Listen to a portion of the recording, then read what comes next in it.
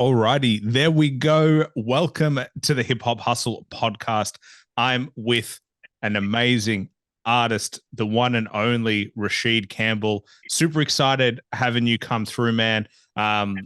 One of the people in hip hop who's doing amazing things. You got your album Sugar Bills that came out recently, and you've got collaborations out the wazoo. It's unreal. Like your resume in terms of hip hop, you've got Apollo Brown, Diamond D, 38 Special, De La Soul, Pharaoh Monch, literally legends of hip hop. Not to mention Benny the Butcher, Flea Lord. Like I could go on all day. It feels like with the people you've worked with. But how does it feel? I feel like sometimes you don't get the opportunity to like hear it back. Like these things inherently, but when you just list them off, it must be pretty good feeling. Yeah, well, for it's Rasheed Chappell, not Campbell. Rashid The people make that Chappelle. mistake. I don't know who Rasheed yeah, Campbell is, but he gets a lot of attention. Sorry, But man. no problem. Um, I mean, it's good, I grew up listening to. I've had opportunities to work with, and it's cool to be making songs with folks that are currently shaping the new wave of what this sound is going to sound like. So I'm in a good spot. Yeah. Well, I do apologize. I make mistakes about names all the time. So let me clarify Rasheed Chappell. That's right. Yeah. I haven't had that one that bad for a long time, so apologies, man. Hopefully that's the last bump, but yeah, like it does it feel like the momentum is really building for you now? Like, do you feel like when you walk into rooms, people are really recognizing what you've been able to accomplish? Um, yeah, I want to say maybe the last couple of projects, each one has gained more attention, more eyes. So I feel it, but at the same time, there's so much more I want to do to pay attention to it because I'm not where I want to be yet. So, I still got work to do. I'm one of those people that I find joy in the work, not the other stuff that comes along with it. So where do you want to go? Like, what's the vision for you? I mean, ultimately, I would like to touch as many people as possible through the music. I don't have a plateau or what that would look like, but uh,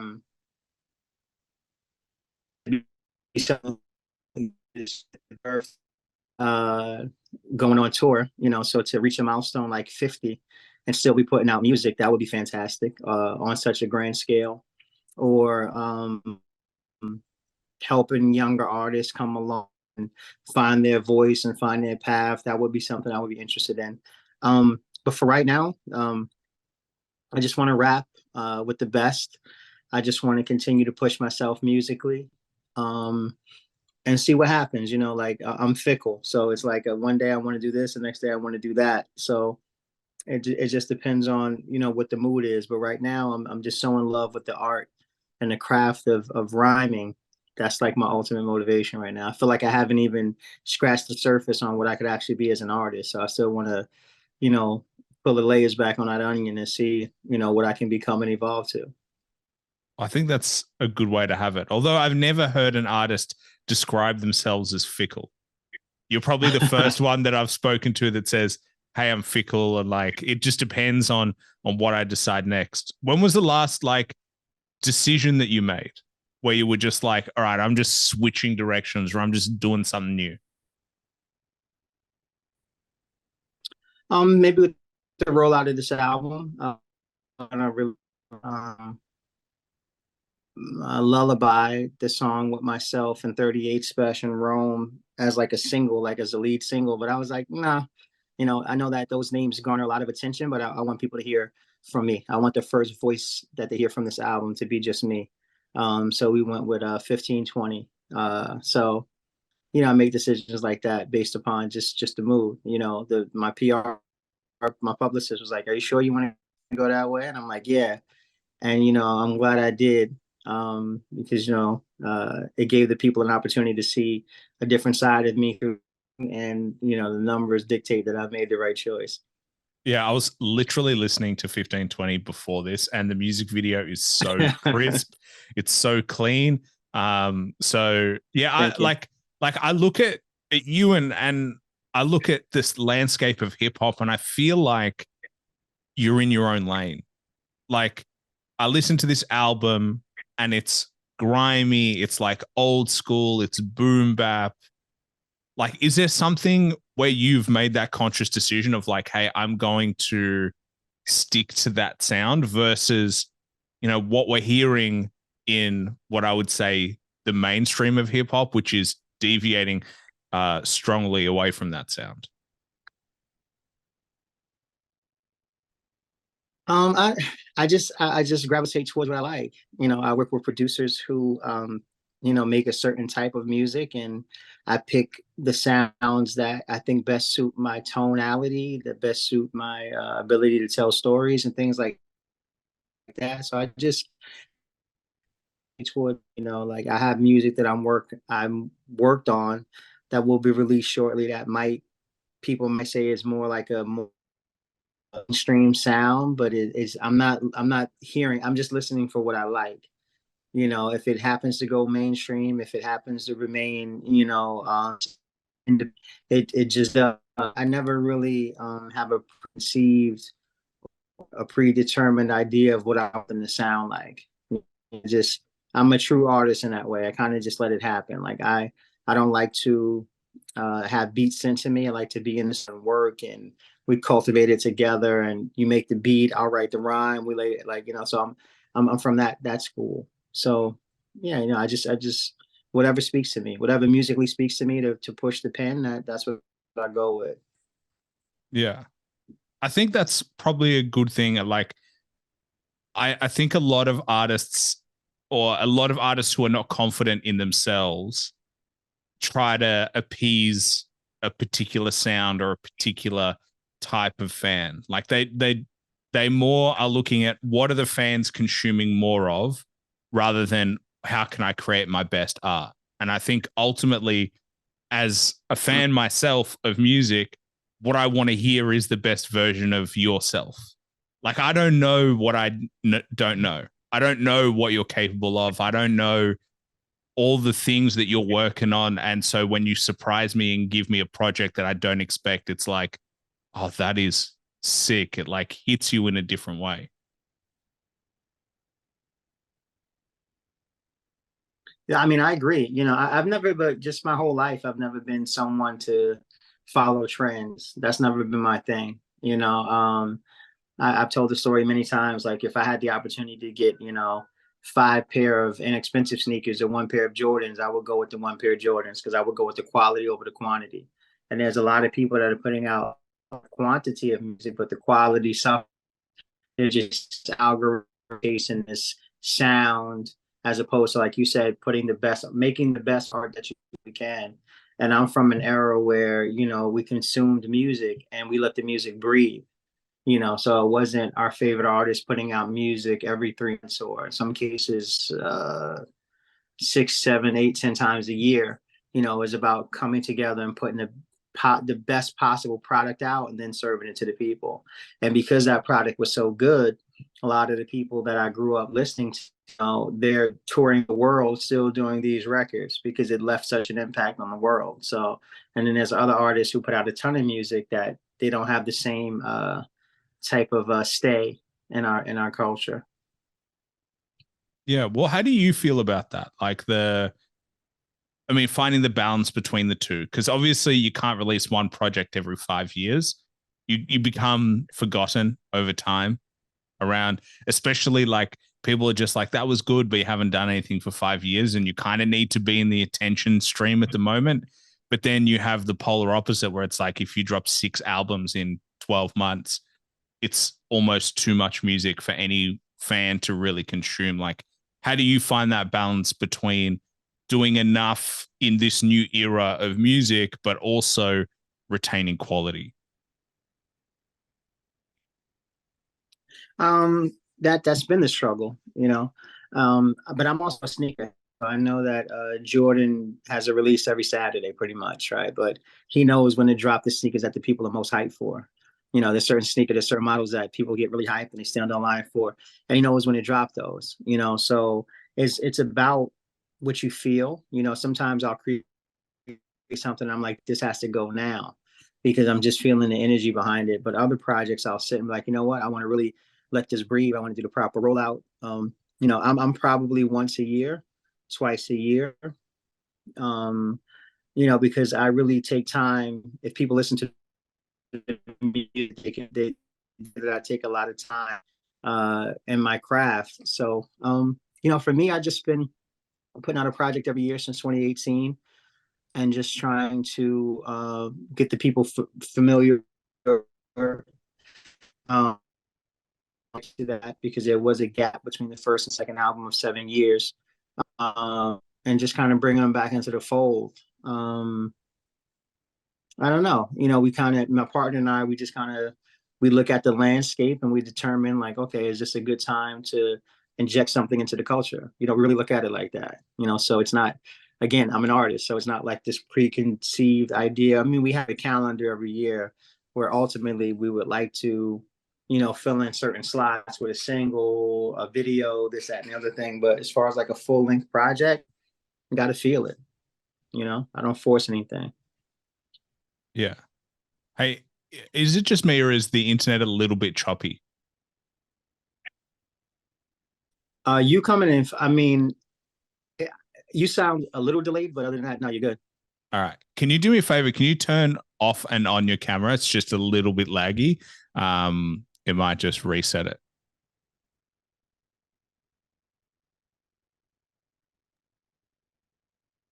All right. Can you see me?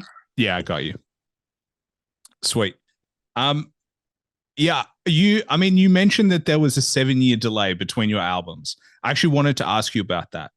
Why such a long delay? I mean, as you said, you're releasing a project or two projects every 12 months now.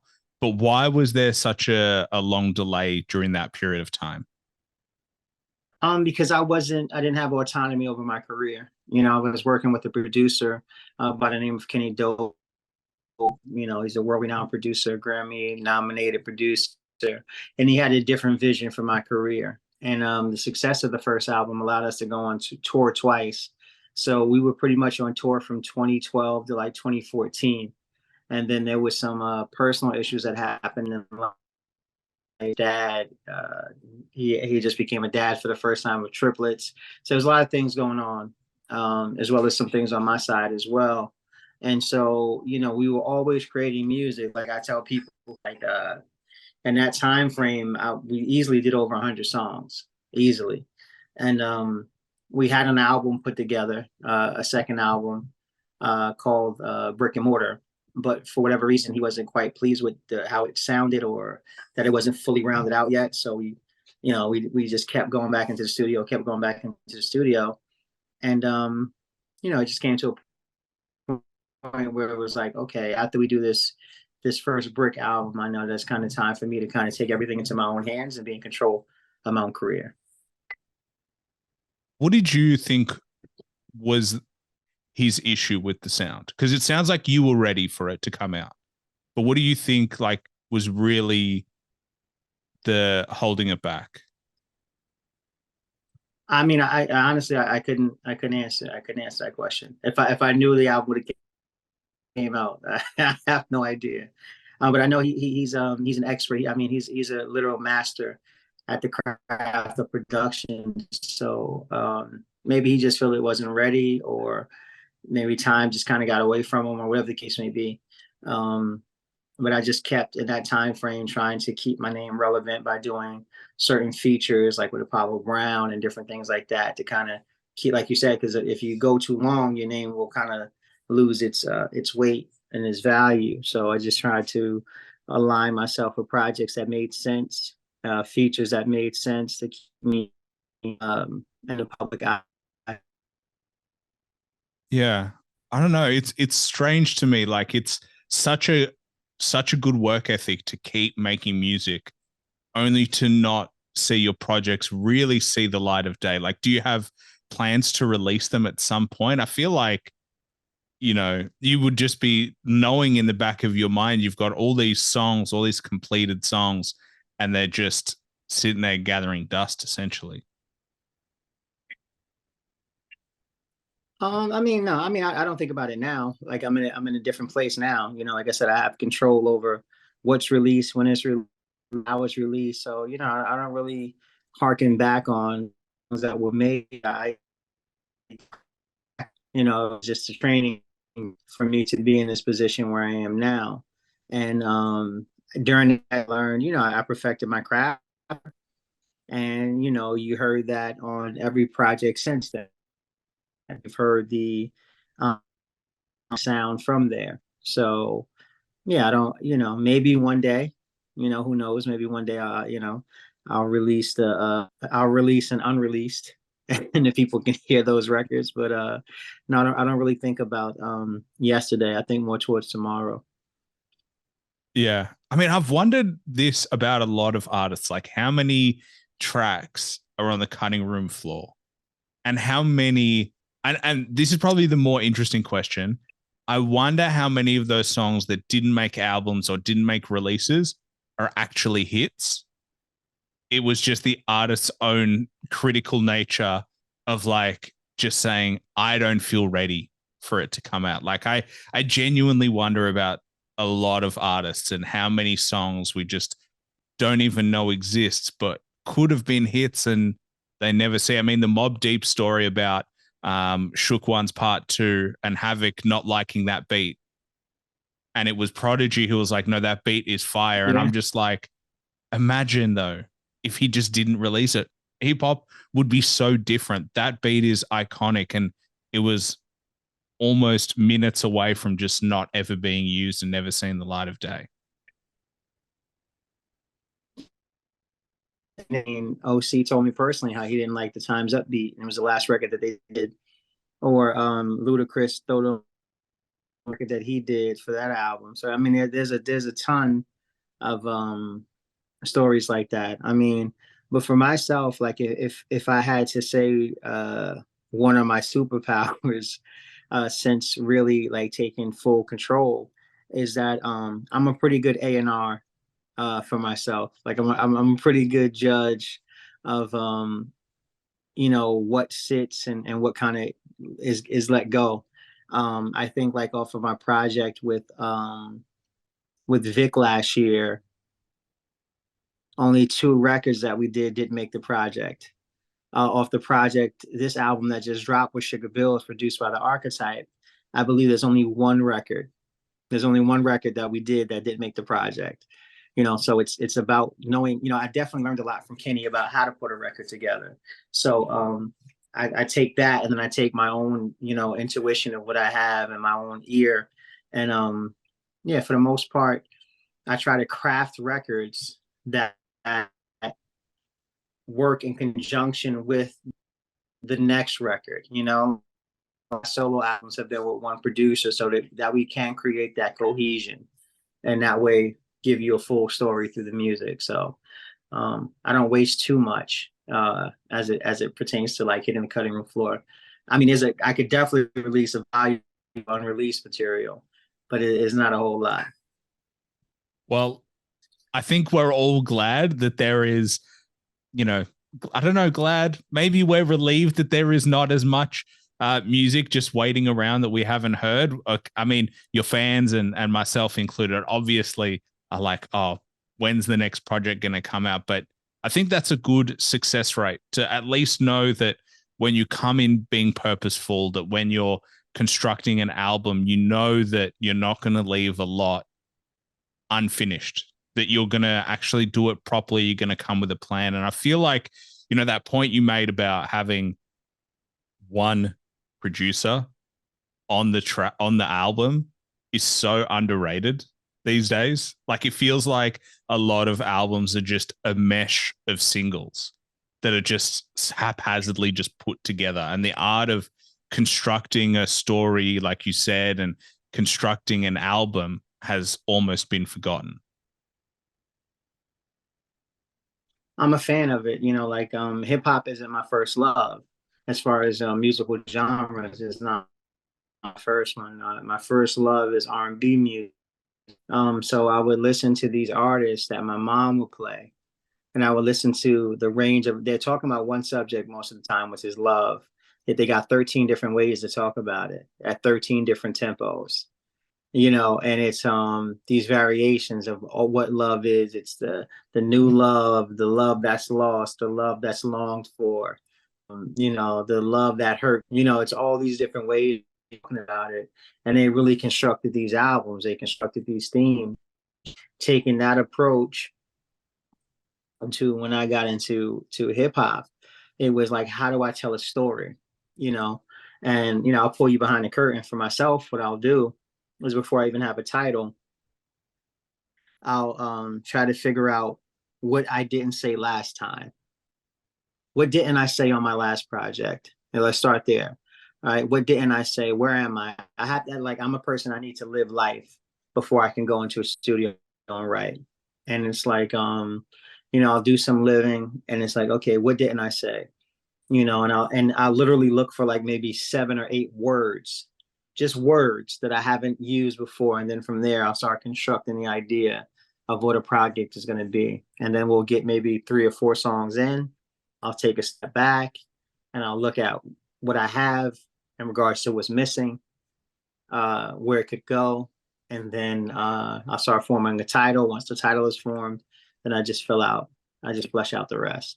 So yeah, I'm very big on storytelling. Like on Sugar Bills, from mascots to Make It Out, there's a hole in between those two margins there. That is so interesting, though, that you go think about words you haven't used before. Mm-hmm. How do you do that? How do you actively acknowledge, okay, these are words I'm yet to use? Because it's almost like, if you know the words, you probably used it. So you almost have to stretch yourself even further to find those words that you haven't used before. I agree. You do. Yeah, you hit the nail right on the head. That's exactly what you have to do. And that's what it's about. It's about stretching yourself and pushing yourself. Like, there's a ton of artists who put out a ton of music, but it's the same song every time. I'm a fan of a one trick pony if the trick is amazing, but it's the same thing over and over again. It kind of loses its luster. So I'm more a fan of artists who are willing to stay true to their sound but kind of push the envelope a little bit. So I think those things are the things that inspire me, that get me excited. you know um I work with different producers because I want to see what they can pull out of me. Right. I'm an artist that can be produced. I want my producer to tell me, say it like this. I got an idea like this or something like that. Like, I like the collaborative process of that. I'm not I'm a megalomaniac because I want to get on a mic and rhyme and have people listen to what I'm saying. But when it comes to, inside the studio, is 100% collaborative. It's not you do the beat, I do the rhyme. It doesn't work that way. Like, I'm part producer also. Like, once the record is done, I hear a horn, a voice, I'll write the hook and get the voice. So all of that takes place. Like, every album that you've heard has live instrumentation. Like, this last album is 100% no samples. Everything is live. Oh, So, and that's all collaborative between my. wow. That is awesome.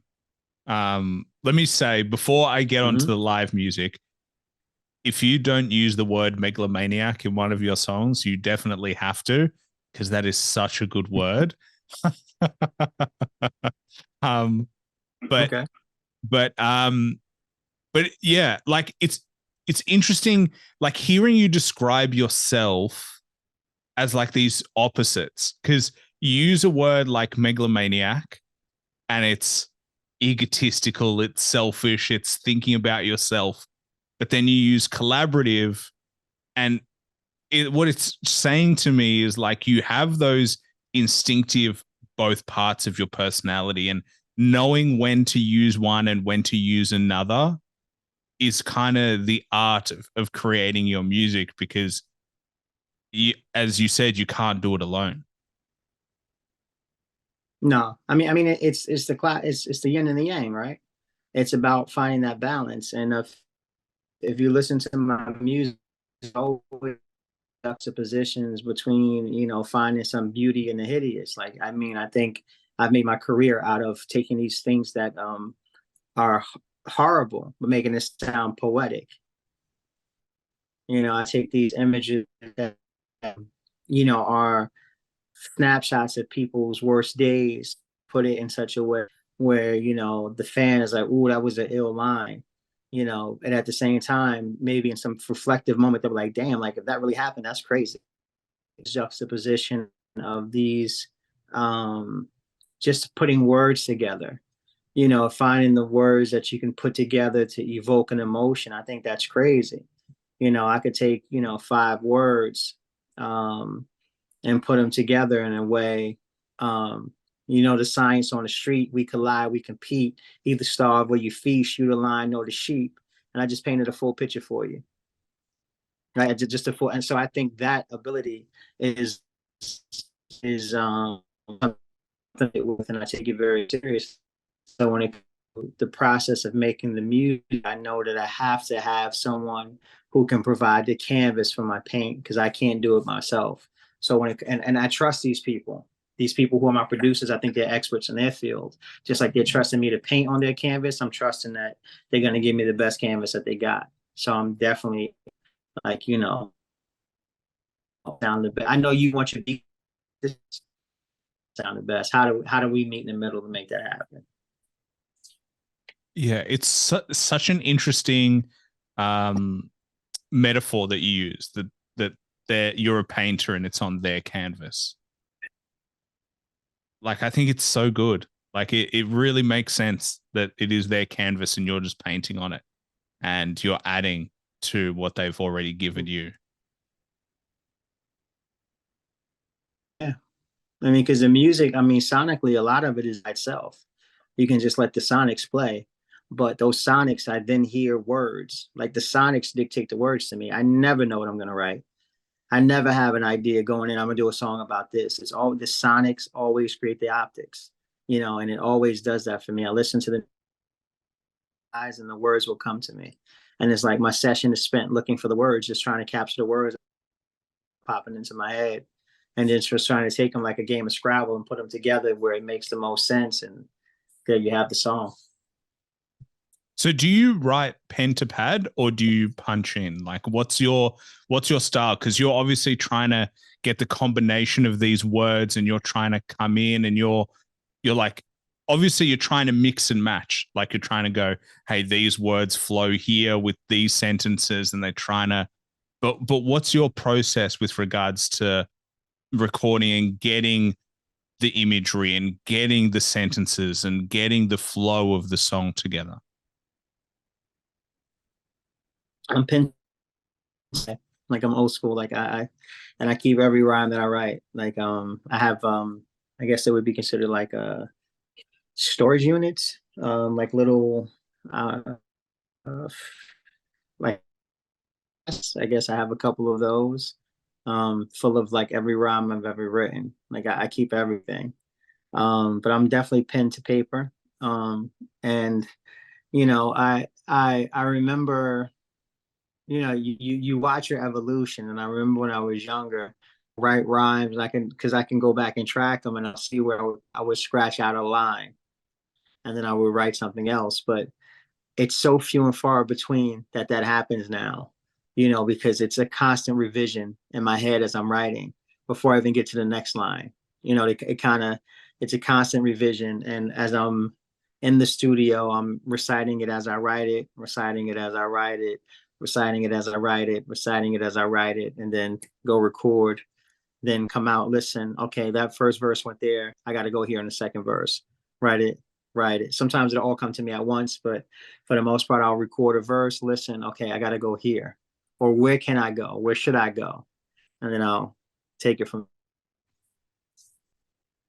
Yeah, that is cool to see that evolution of you being able to like edit as you write. It's like, yeah, I feel like Yeah. that's the sign of someone who's mastering their craft. Is you're becoming this person who's it's almost like an orator, someone who speaks really well. They don't really have to write. Mm-hmm. They may have a speech, but they can edit it as it comes out to them.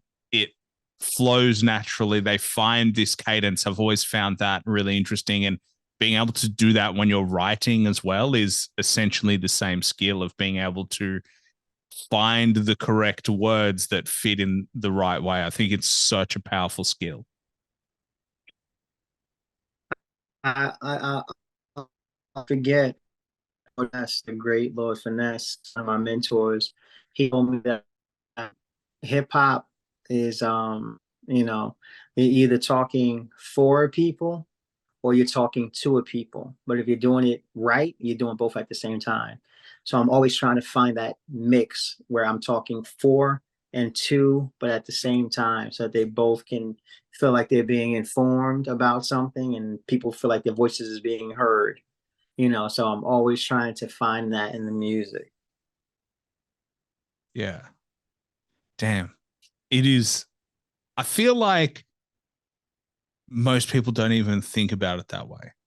I feel like hip hop these days, and I always hate going down this path, but I feel like the over commercialization of music at the moment has taken away its heart and soul a little bit. We've lost a little bit of what makes music powerful and what makes music special through the need to constantly push, push, push, and just the need for just hits. Like an album full of hits doesn't really make sense because you have your hits, but you have your 5-star songs. They're not hits, but they're important. And I don't really feel like we have that balance anymore. Like an album is an album because takes you through the roller coaster. It takes you through the ups and downs. You feel all of the emotions, and every song is as good as another, but they all fit in a different place. And not everyone is going to be a quote unquote hit in the sense of you're going to play it at the club. But I feel like we've lost that in music a little bit. I I mean, hear songs, it's just not coming out. I take my position, or I take my stance from, if you look at some of the greatest albums of all time, right? You'll look at an album like, the trilogy of Michael Jackson's Off the Wall, Thriller, and Bad, right? It's just three people. It's Rod Temperton, and they locked in and they created timeless music. You look at the Rumors album by Fleetwood Mac. It's the band and one producer. You look at Public Enemy. It's the Bomb Squad. You look at Tribe. It's Q-Tip and Ali Shaheed Muhammad. I mean, you look at the early albums of Kane and Bismarck, and this is all Molly Mall. It's something about locking in and telling a story, and so, you know, I look at those as templates of where I want to be. I want to be on that, you know, um, I want to be in that rare air of artists. So I look at what came before me. It's a simple formula. We don't have to reinvent the wheel. Um, and it's just about putting your passion and your all into it. I don't really subscribe to the new music isn't good. I don't really subscribe to the old music was better. I just think that it's constant evolution, and I think more now than ever, people who are fans of music have alternatives to mainstream. And they literally, if there's a certain type of music that they like, without ever going to a major platform, you can make someone a star. You have that ability. You have a platform, whether it be your Twitter, whether it be your Instagram, your TikTok. You literally can broadcast this person to everyone who watches you if you feel that passionately about them. They don't have to go through, a Viacom. They don't have to go through a Universal. They can just go direct to the people. So I think it's something that, once the people realize that the power is truly in their hands, just imagine if there was 1,000 people every day just touting their favorite artist, and it was all the same person. And now they're followed by, each one of them is just followed by 1,000 people, and 5,000 people per quarter is dropping money into this person's account because they think their music, that viable career that artist has. So, that's how I look at it. Well, I think that is an awesome vision, but I feel like it requires effort and investment. And that is where that falls down at the moment, is that like the ease of everything seems to be halting artists who are really good but not as recognized versus, you know, the labels, the ones with big money behind them, the ones that, you know, get all the promo, they're right there for you. I mean, the perfect example is Taylor Swift has a new boyfriend and it's everywhere. And all we're talking about and all the media seems to be talking about is Taylor Swift and her new boyfriend. And it's like, that's the perfect example of they're not even making music and they're in the news and they're taking up mind space. And so you hear that, you hear the name, and then you're like, oh, I got to go and listen to that music. It's like pushed at you constantly, constantly. And I feel like that's what's challenging as a fan of, you have to be very, very intentional with the desire to find specific music as opposed to just listen to what's easily accept or easy to find. I've never seen a commercial for tomatoes.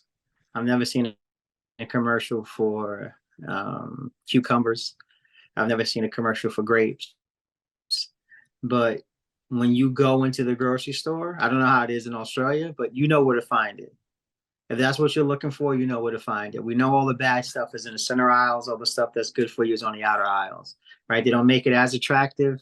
They don't do fancy billboards for it.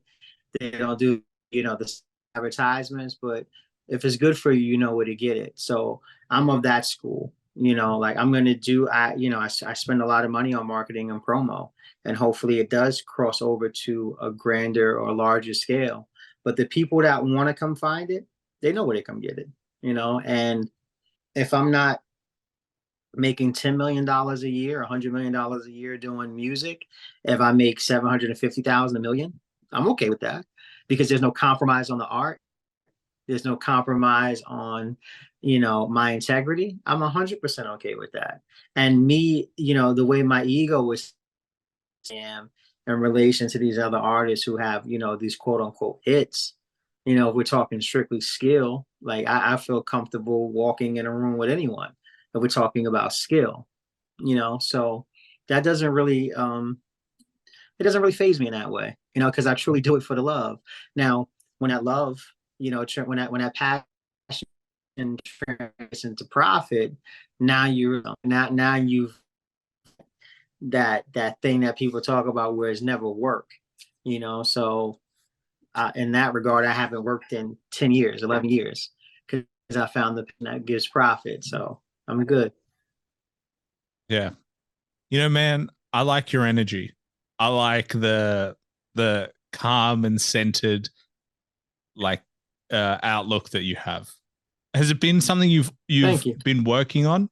Like, is that, I mean, all of it is always something we work on, but your outlook, your ability to see the positive and live in reality, like, has that been something you've been actively working on over time?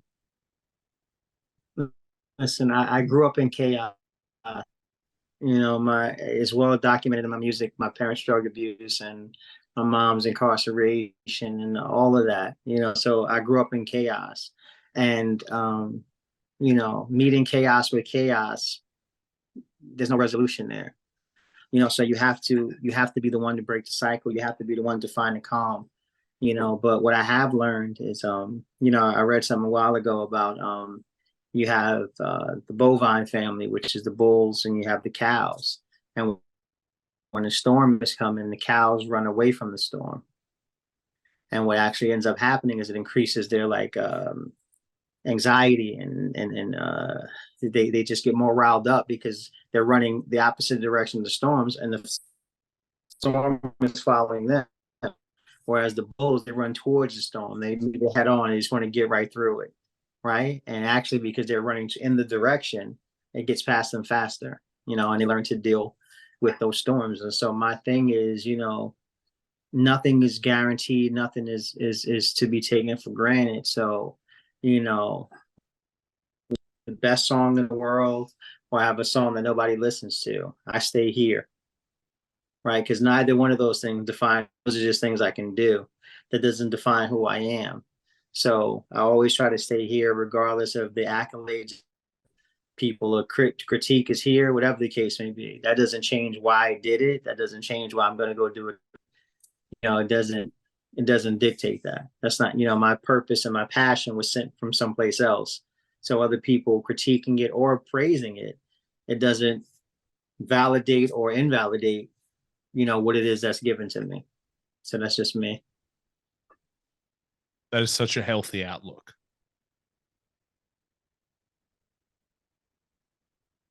Like, it just genuinely is such a healthy outlook to to look at challenge and to look at adversity and say, it doesn't matter if it's good, bad, or ugly. I'm gonna back myself, and I'm gonna hold true to my values, and I'm gonna hold true to all the things that I've been working on, and I'll see what happens, and I will adapt and change and go with the times, but neither the good or bad define who I am. No, you're not your best day or your worst day. You're somewhere in the middle. And unfortunately, you'll never be able to hear that, because when people talk about it, you'll be in a casket, right? But you don't know your effect that you have on these people by just being yourself. So that's my thing. Like, if I can give you a glimpse of me, because you're never going to get all of me, right? But if I can give you a glimpse of me via the music, then that's what it's about. And then, realizing that all that I tell, they're not just my life, because we're a lot more in common than we are. These themes are things that touch a lot of people's lives. I've gotten a ton of DMs from people who said, this was, something that touched my soul, or I've been through the same thing, or, this made me smile, or, I've had people say I thought about giving it up until I heard the song Beautiful Art Tortured Soul. And, you just kept pushing, or you inspired me to do this. So, and then again, I don't take that as me, because I understand I'm a vessel to create that art, and it touched that person in that way, the same way a Michael Jackson record touched me many years ago, the same way a song from Illmatic touched me, or something off Mobb Deep touched me, or the Purple Tape, or on and on, and it pushed me in that direction. So it just, we're creatives, and we've been blessed to be able to create, you know I just rock out like that. Like, I don't get too I mean, I can get, crazy about the technical part of it, but as far as like the inspiration and stuff, nah, I don't trip on that. Yeah, I feel like a lot of people can learn a lesson or two from that.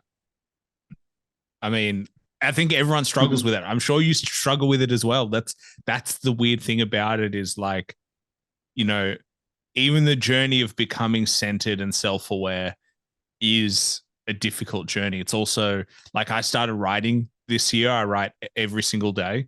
Like a thought a day. I wanted to do it for 365 days. And I found that as I'm writing, I'm becoming more self-aware of my thoughts and being able to realize that my thoughts are simply thoughts, and that you spend a little bit of time with them. It's not what you actually think.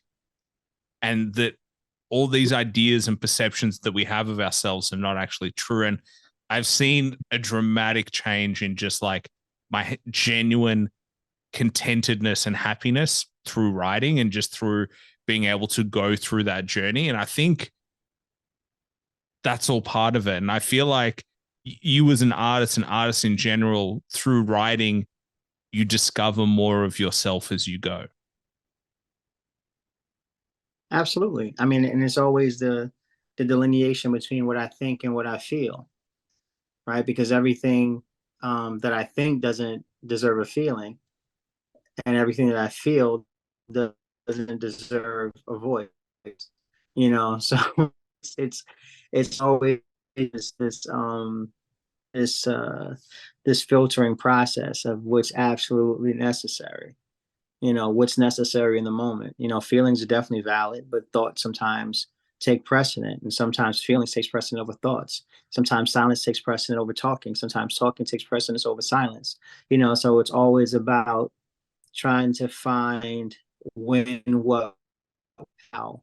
And I get to, I look at it sometimes because I'm in a new relationship, and uh she talks about how my approach to people is, and how I can be somewhat antisocial at times, but at the same time being social, because I don't give a lot of myself, right? I'm being personable without being personal. And I look at how personal I am in the music, and I'm giving so much of myself um, on such a public domain, like such a public space.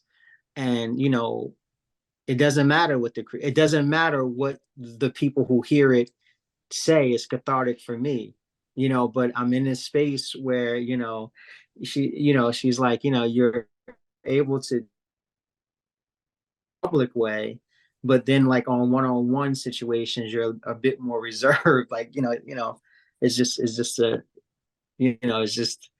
the enigma of being an artist, I guess. It's just it just comes with it. I can't really explain it, and I use words for a living, but I can't really explain it. I know I love it, and I know that I do it free, and I know I would do it if no one listened, because I did for many years before anyone did. And I just know that the art is something that you know, you never master it, and it's the search of that mastery. I think that just keeps you sharp. You know, I hope I feel like I'm a master, then the fun is gone. Like I always want to get better. Feel like that is the true sign of a master, is they don't even believe that they're masters at some point. There's a point, I think, in your knowledge where you realize that no matter how much you learn and how much you attain, there is an infinite possibility of more knowledge, and you become almost the master student. I think that's what it is. I think that's the Yeah. goal to mastery, is you realize that it never ends. There's no such thing as master. It's just levels, and there's always the next level. It's like sport. There's always someone who can be better and who can get better and who can achieve more. The same is with artists. And I think as soon as, and that's a trap, a mastery trap, is to believe you're a master, because mastery and self belief in mastery creates complacency. Yeah, and you never, like with art, you never want to be there. Like I find inspiration in people who some would say is not a good artist, but I hear things differently. So I may take a cadence from that person, or I might um just the approach that I hear that they took, and I'm like, wow, that's amazing. I never thought about it. I remember I did an interview, they were asking me about a particular artist, mainstream artist, and I was like, oh, I love them. And I guess because of my music, they thought that I would be the opposite of that. And I was like, no, like I think the way he finds cadences and the way that he uh cuts syllables and rhyme, like, I think that's amazing. And I spoke about this one particular song, and I was like, if I had sat in front of that same beat for a year, I would have never came up with that cadence. And he was like, are you serious? I'm like, yo, trust me, I've been doing this forever. Never found that rhyme scheme. And and from hearing this artist, I was like, okay, let me level up and look for these different pockets and stuff like that. And that's what I do all the time. All the time.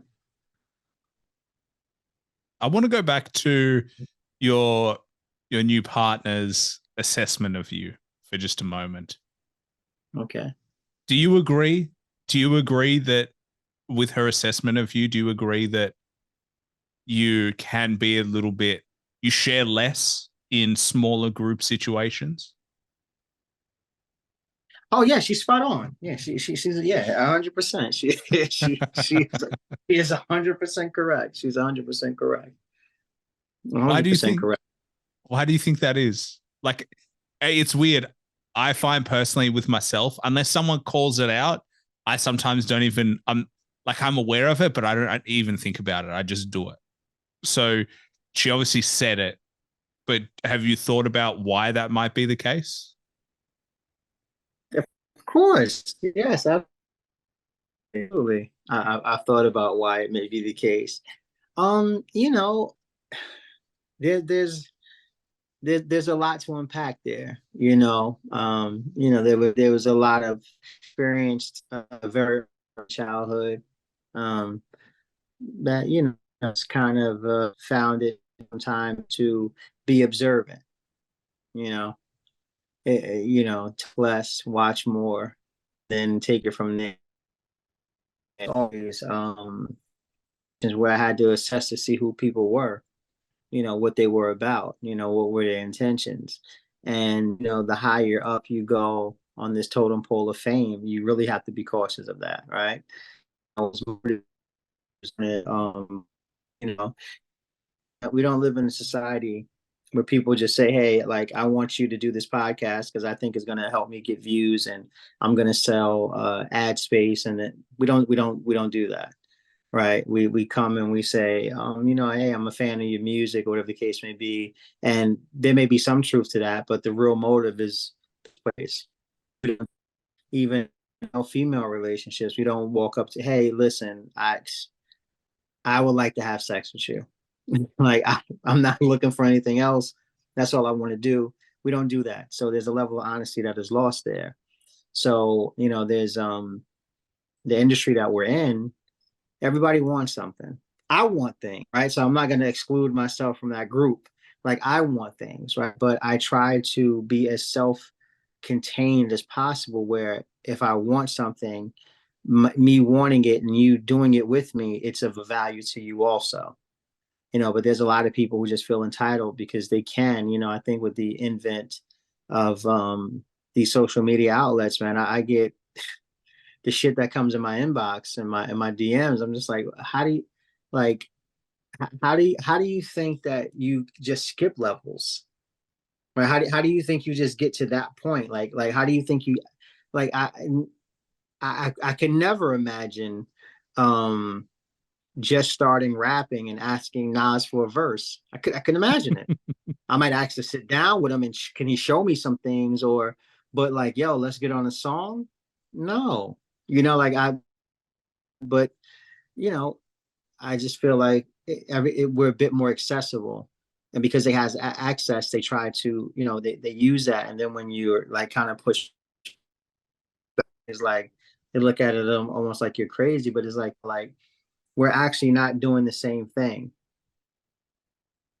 Like I have people that I know personally that we rap together in high school, and they're like, oh yo, I'm back at rapping now, and I was wondering, I'm like, you want to come race with someone who's been doing it for 20 years because you 20 years ago? Like, come on.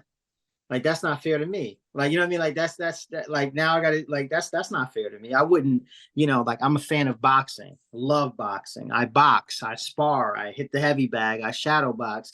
Wouldn't dare ask Floyd Mayweather for a fight. He's someplace else. Like he's someplace else with it.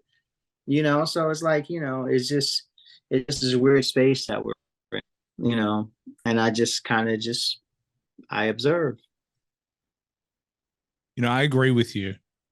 I mean, although I will say, I've definitely asked some people who are well above where I am at in my own career for interviews, just because sometimes you're like, if you don't ask, you don't get.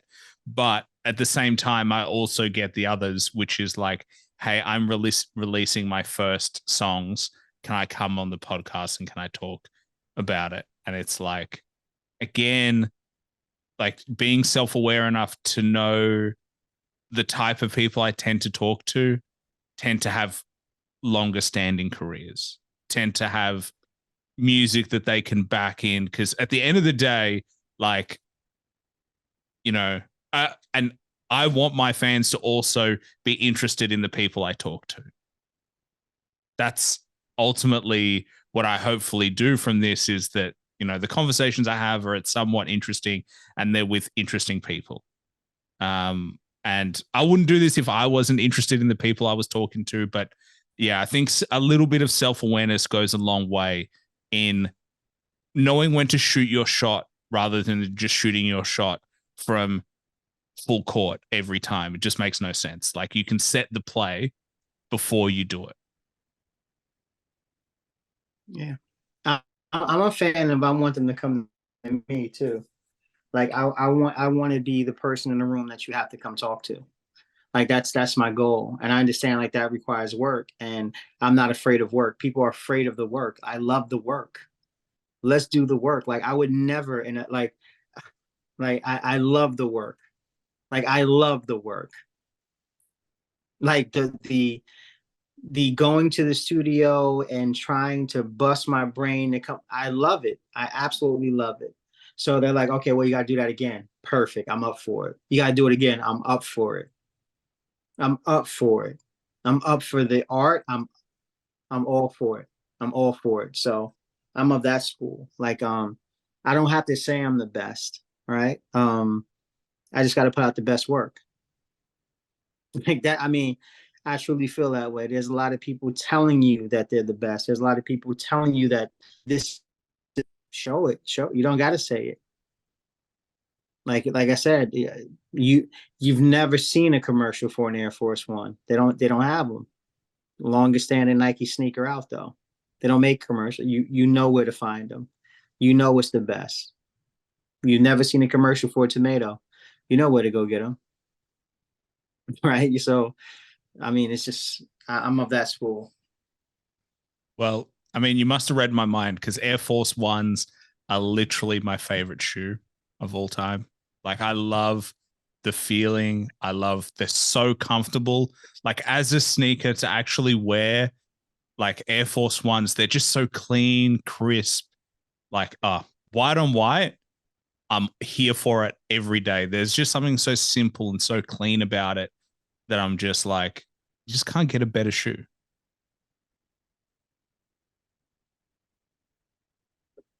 Rasheed Chappell. So Well, I did want to ask you one more thing before we kind of all tie it all together. But you said you're a boxing fan. How are you feeling about yes. Tyson Fury, Francis Ngannou? Obviously, that is taking up a lot of noise, but how do you feel about those types of fights in general? They're kind of bringing MMA and a boxer together.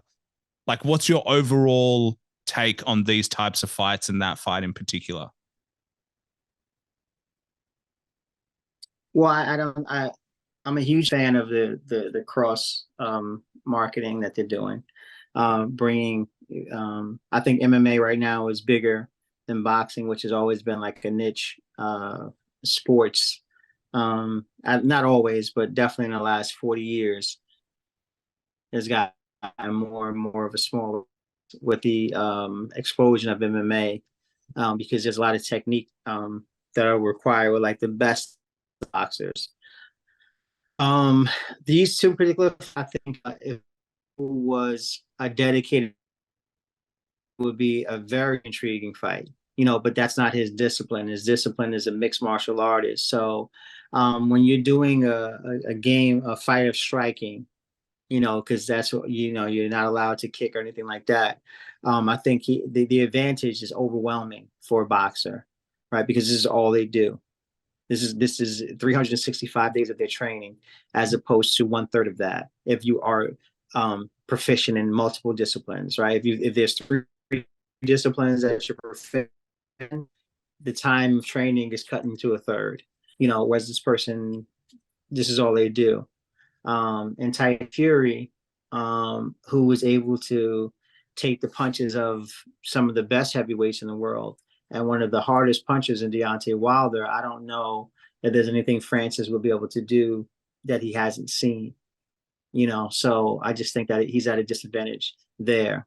I'm always gonna, even if they were both two boxers, I always favor the boxer over the puncher, right? Because the boxer has a multiple he has multiple different things that he can use to win a fight as opposed to a puncher who has one.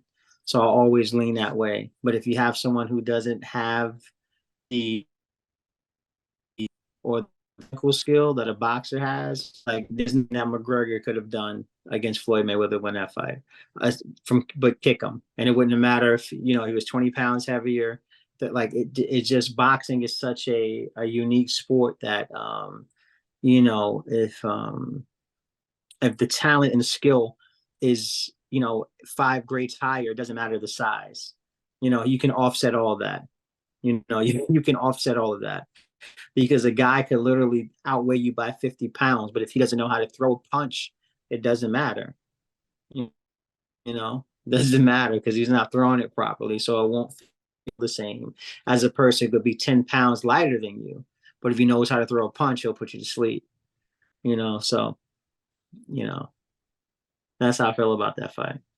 I'm more excited. I heard that he's finally signed a contract to fight Usyk in Saudi Arabia. I read that today. But the fight this weekend with Canelo Alvarez and Charlo, like I'm looking forward to that fight. I'm really looking forward to the Erickson Lubin fight, which is on the undercard, to see if he can really bounce back from the two losses that he had against Fundora and Charlo. I think he's an excellent fighter. Um, I look at a Canelo and a Charlo, and I think that Charlo has all physical attributes to beat Canelo.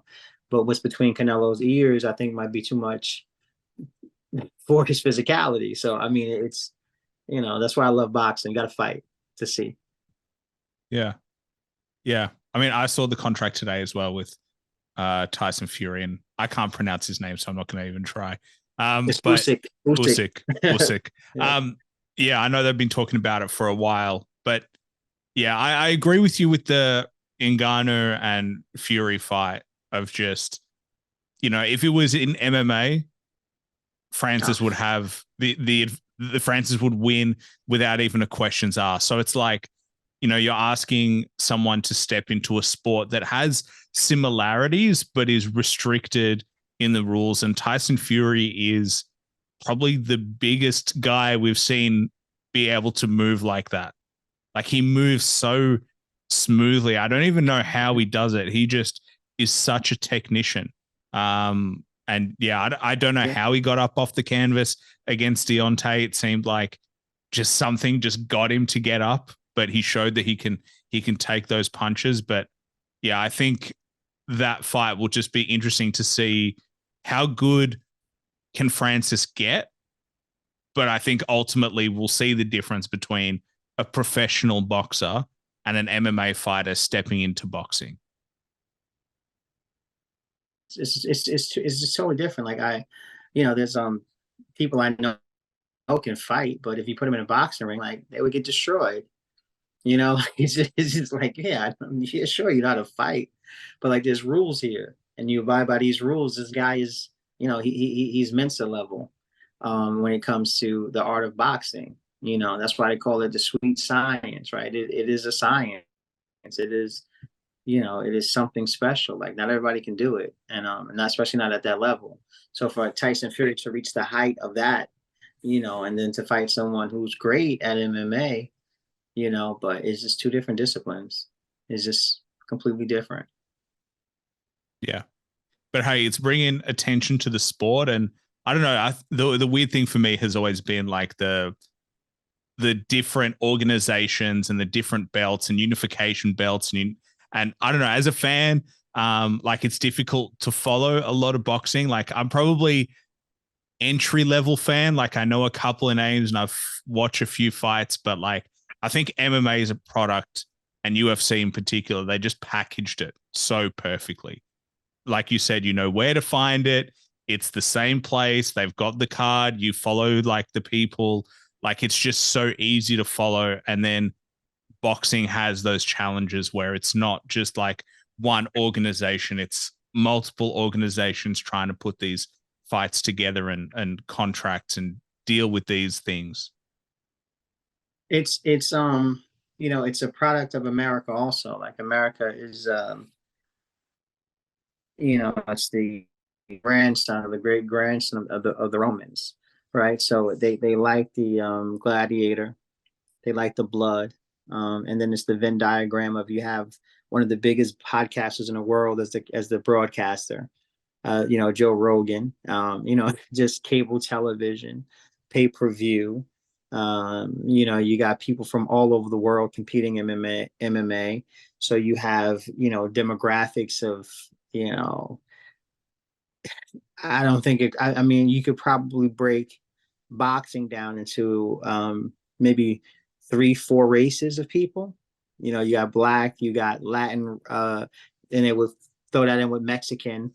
You got British, so maybe three, that they really like, as Yeah. far as that they follow boxing like that. If we were to look at but I mean, of course, all people love boxing, but these are the core demographics that they go after. Whereas with MMA, they target women. The women get just as much shine. The Ronda Rouseys and the Holly Holmes, like they get just as much light on that side as the men.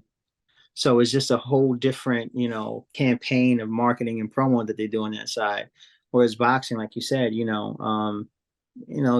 can win a belt and not fight the best. There's vacant titles, and then what belt are you fighting for, and what organization is going to sanction the fight. So with MMA, it's like, okay, you win, you got to fight the next best guy.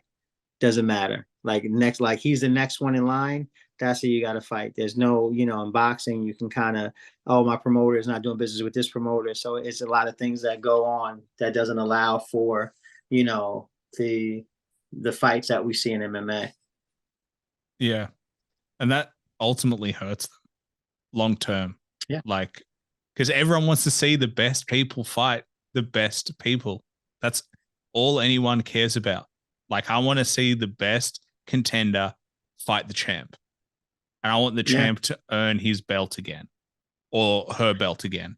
I mean, that's what made all of UFC interesting, whether it's men, women. I mean, Ronda Rousey was the biggest fighter in the UFC on their whole roster because Yeah. the fights were good.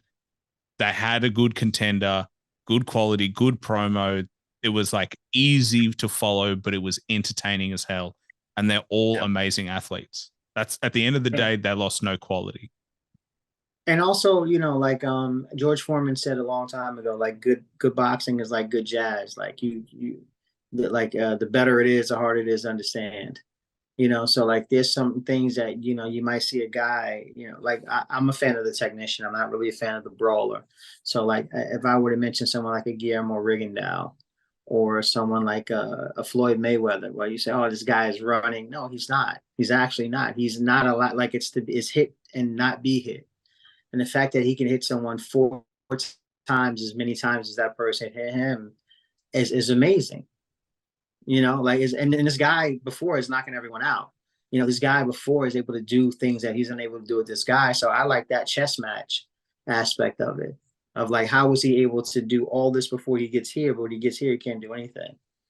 So I think that's intriguing to me. Like I always like to see who can take away something from the other guy first, right? If you take away one thing, you got a good chance of winning the fight.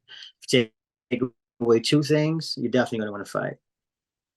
We just watched that with Earl Spence and Terrence Crawford. Like he was able to offset his aggression, and then he made him think because he couldn't get out of the way of the jab, so he was able to wait two things.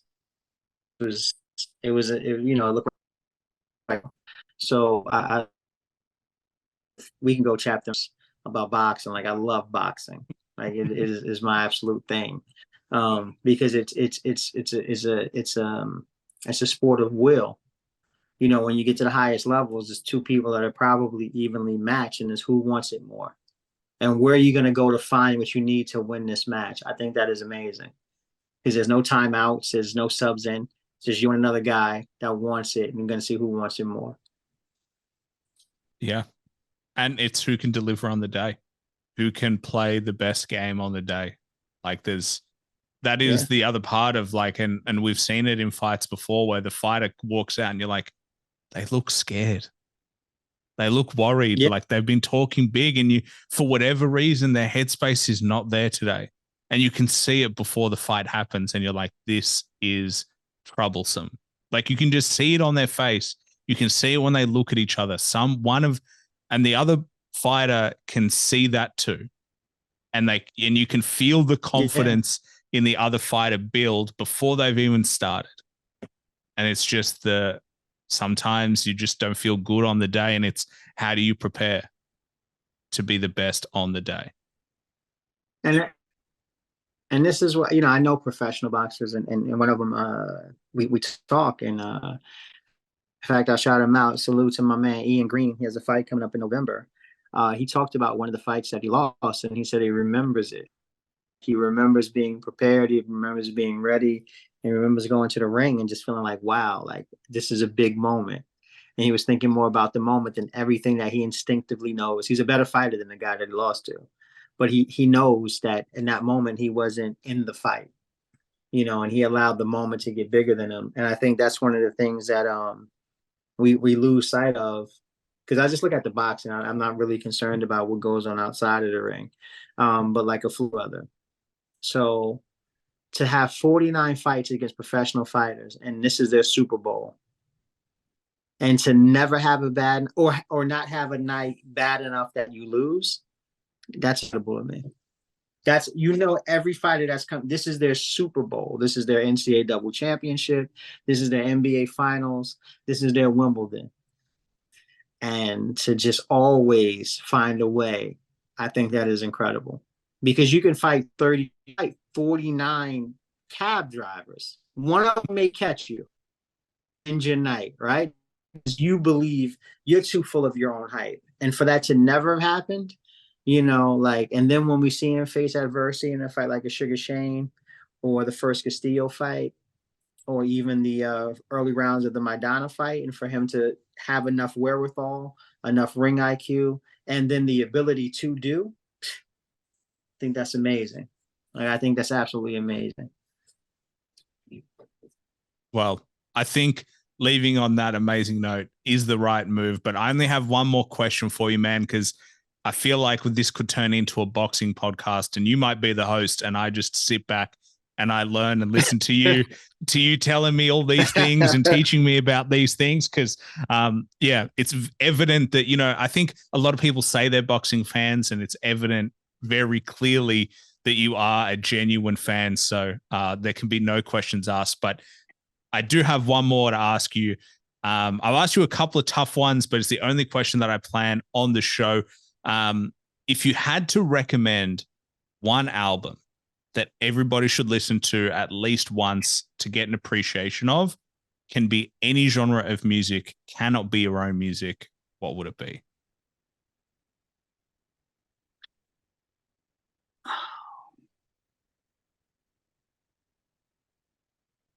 See, I told you it was a tough one. One album. I mean, the first thing that pops in my head is New Edition, Any Heartbreak. Because just like No Edition is one of my favorite groups of all time. I think they're the greatest group of all time of any genre. Um, yeah, but I wouldn't want to say them only because and they probably would hate that I'm saying this. I like that they never crossed over. I like that their music was big enough in the Black community to make them super wealthy in the Black community. I mean, from the dollars in the Black community, and it never had to cross over. I'm sure they're like, no, we don't want that. We wanted our music to go to MTV and we become billionaires. But there's just something about it remaining in the culture that I really like. Um, but I can't think of the album off the top of my Bird album that I really just started listening to, with uh, the sample that they use for the Brooklyn. I can't think of the name of it. Duck Down used the record. Black Moon used the sample. That's a really good album that people should appreciate. But you know what? I'll go with New Edition. I go with New Edition. Any Heartbreak. The storytelling on the album, um, the growth that they showed on that, from going from literally Boys to Men, which is one of the last tracks on the album, to um, if it isn't love, to where it all started. Like it is, you're not my kind of girl. Home, like, it's an amazing album. I think it tells a story that I don't know too many R&B albums do.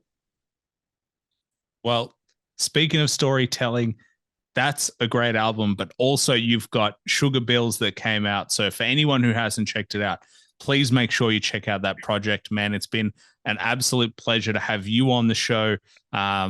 Talk through all these things. I feel like we've gone through the gambit of all the different things we could talk about between boxing and between how you view life and music. But all I can say is looking forward to seeing you continue to release music and continue collaborating with the artists that you have been collaborating with. Because yeah, the space is only better for having you in it. And I think your fans already tell you that plenty, but I just want to make sure that obviously from my end, that's the same way that I view it. But man, it's been a pleasure having you on the show. But is there anything you wanted to shout out? Anything you wanted to plug before we wrap up? I just want to thank you for giving me the platform to come on here to discuss the things we discussed. I want to send a shout out to my team, my business partner, Adam. I want to send a salute to the Archetype, an amazing album. I told you when we started it, it was going to be crazy. And to everybody that supported me so far, thank you. To the people that just got on board with Rasheed Chappell and this music, like, go back and check the catalog. We got a lot of stuff in there. And just look forward to living life, man. That's it. That's all I got. That's all we need, man. That was perfect.